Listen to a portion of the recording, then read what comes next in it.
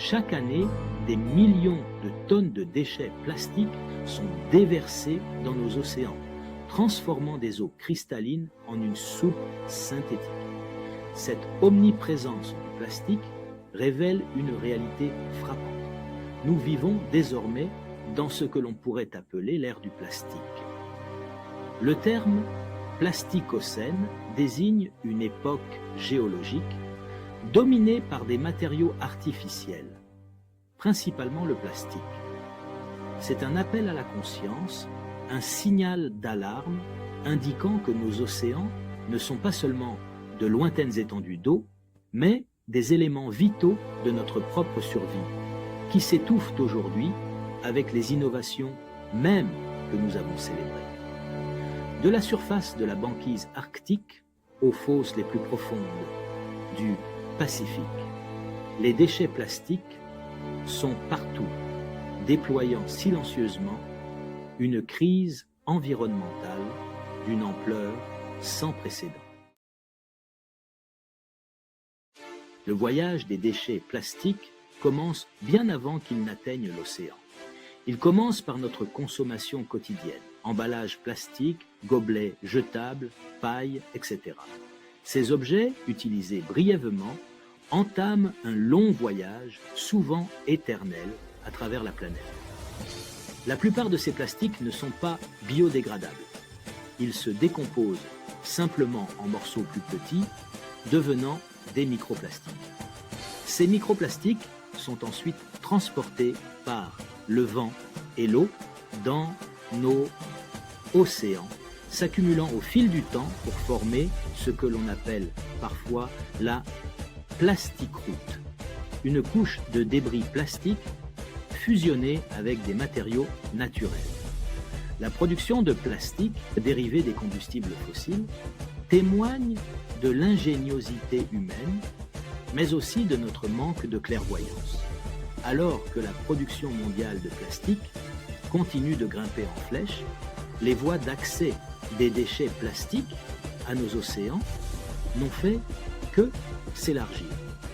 Les rivières et les plages deviennent des autoroutes pour les déchets, transportant des quantités considérables dans l'écosystème marin.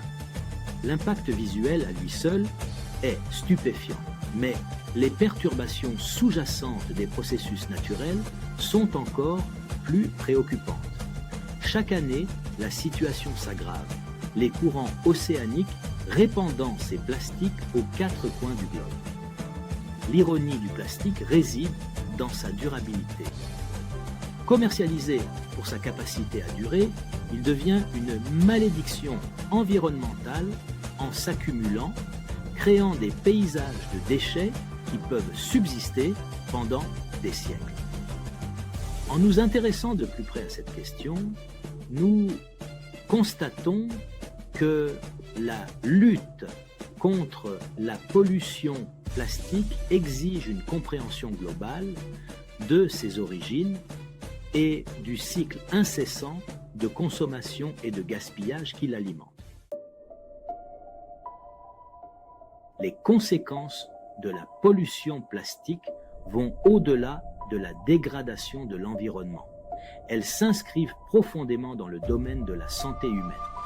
Des produits chimiques tels que le BPA, bisphénol A, et les phtalates qui entrent dans la fabrication de nombreux plastiques donc, sont connus pour être des perturbateurs endocriniens. Ces produits chimiques peuvent migrer dans les aliments et les boissons à partir des récipients en plastique qui les contiennent, ce qui entraîne des risques potentiels pour la santé, tels que des déséquilibres hormonaux et des problèmes de reproduction. Des études ont établi un lien entre ces substances et des maladies graves, notamment diverses formes de cancer, l'obésité et des problèmes de développement chez les enfants. L'omniprésence des plastiques signifie qu'on ne les trouve pas seulement dans nos océans, mais aussi dans notre corps. Des microplastiques, ces particules minuscules issues de de la dégradation de plastique plus importants ont été retrouvés dans des organes humains et font l'objet de recherches permanentes quant à leurs effets à long terme sur la santé. L'ingestion de microplastiques par la faune marine, un phénomène fréquent dans les eaux polluées, crée une voie d'accès pour que ces plastiques et les produits chimiques qui leur sont associés pénètrent dans la chaîne alimentaire humaine. Ce cycle de la pollution à l'assiette met en évidence un lien inquiétant entre notre dépendance au plastique et notre propre bien-être.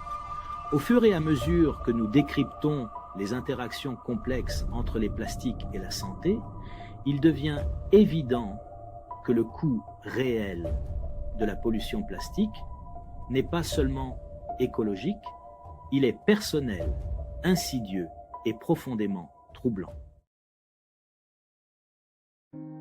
L'infiltration des plastiques dans toutes les niches écologiques a des implications profondes sur la biodiversité. Dans les milieux marins, on a observé que les plastiques interrompent le processus naturel de photosynthèse du phytoplancton, ces organismes fondamentaux dont dépend la quasi-totalité de la vie marine. Ces minuscules créatures, essentielles au cycle du carbone dans l'océan et source de nourriture principale pour une myriade d'espèces marines, sont menacées par la pollution plastique qui obscurcit les eaux et libère des substances toxiques. Sur Terre, les animaux terrestres rencontrent des déchets plastiques qui peuvent entraîner leur ingestion et leur enchevêtrement. Les images d'oiseaux de mer, de tortues et même de grands mammifères marins avec des débris plastiques enroulés autour de leur corps sont à la fois déchirantes et illustrent de façon frappante l'intrusion des déchets humains dans les habitats fauniques. La perturbation s'étend jusqu'au niveau génétique. Des études indiquant que les plastiques peuvent affecter la fertilité et la survie de diverses espèces, ce qui pourrait entraîner un déclin à long terme des populations.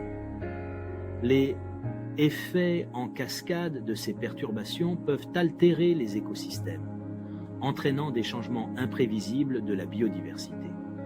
Chaque espèce touchée par la pollution plastique est un fil tiré de la tapisserie complexe de la vie, risquant de détricoter des écosystèmes qui prospèrent depuis des millénaires. La gestion des déchets plastiques repose sur des principes fondamentaux de l'économie circulaire. Réduire, réutiliser, recycler et renouveler. Réduire notre consommation de plastique à usage unique et composter les déchets organiques sont des actions simples mais efficaces. Réutiliser des contenants et des sacs réutilisables peut considérablement diminuer la quantité de déchets générés. Participer à des nettoyages communautaires et plaider pour des interdictions locales de certains plastiques renforce l'esprit communautaire et apporte des bénéfices environnementaux. En outre, s'informer et informer les autres sur les alternatives durables stimule la demande pour des produits écologiques, influençant ainsi les tendances du marché et les politiques des entreprises. Recycler correctement les plastiques et renouveler les matériaux pour de nouveaux usages sont des étapes cruciales vers une économie circulaire. En adoptant ces pratiques, chacun peut contribuer à une réduction significative de la pollution plastique tout en soutenant une économie plus durable et résiliente. Si les efforts individuels sont cruciaux, l'ampleur de la pollution plastique exige des changements systémiques, en particulier de la part des industries qui produisent et utilisent massivement le plastique. Adopter les principes de l'économie circulaire, réduire, réutiliser, réparer, recycler peut faire passer les industries d'un modèle linéaire de consommation à une boucle plus durable. Les entreprises commencent à adopter des stratégies qui intègrent des matériaux recyclés dans les nouveaux produits, conçoivent des produits plus durables et facilitent le recyclage. Le développement de plastiques biodégradables et l'amélioration des technologies de recyclage sont également essentiels pour réduire l'empreinte environnementale des produits en plastique.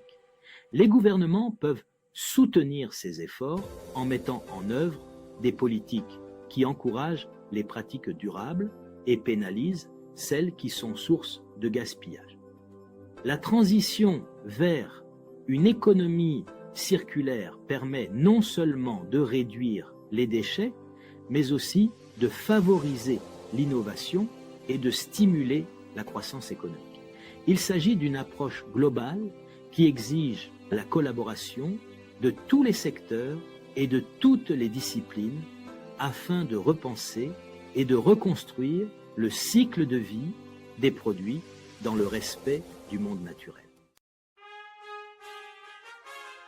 Le problème de la pollution plastique est colossal, mais il n'est pas insurmontable. Chacun d'entre nous a le pouvoir de changer les choses, tant dans sa vie personnelle qu'au sein de sa communauté. En soutenant les politiques qui promeuvent la durabilité environnementale et en assumant la responsabilité personnelle de nos habitudes de consommation, nous pouvons commencer à réparer les dégâts. Choisissons de faire partie de la solution, de construire un héritage de respect et de protection de notre planète, plutôt qu'un héritage de destruction.